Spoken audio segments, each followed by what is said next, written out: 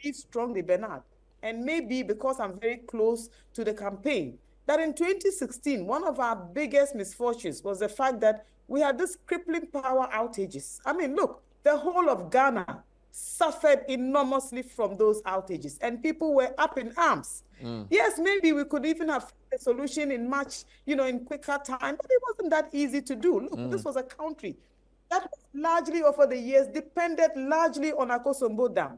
We used to have crawlers telling us about the water levels, and then the rain patterns changed, and then climate issues happened, and somehow it threw us completely overboard. Look, it was not in Mr. Mahama's interest for that whole protracted power outage to have actually occurred, but it happened. And it wasn't his fault either, you know what I mean? But of course, maybe because of our very partisan environment, we didn't get the level of sympathy that was required at the time to help us even find a quicker solution. But be that as it may, what happened, happened. But let me tell you one thing. That in 2020, something magical happened that we probably don't harp on enough. That for a political party that had lost with such a large margin, to come back in the way that the NDC did in 2020 spoke to two things. That most of the goodwill that President Akufo-Addo, and of course his vice president, actually had come into office with, that by 2020, they were actually on shaky grounds. That people had begun to see that in terms of corruption, what was said didn't measure up to what they were actually doing. And that even in terms of managing the economy, what was said was not as good as what was actually happening. The worst part was that this was a government that was refusing to listen to any criticism. And woe betide you if the criticism came from the NDC or anybody from the other side of the aisle.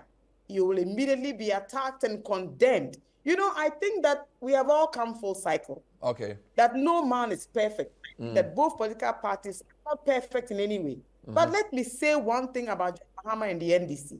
That this is a political party that cares about Ghana.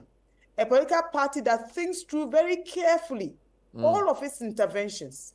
A political party that 4 years after a very, very large and disappointing performance at the election, came back to give Ghana its very first hung parliament. I think that we must be told and tell everybody our story and say it in a way that people will learn to appreciate that, look, the NDC stands very, very tall in terms of success as a political party.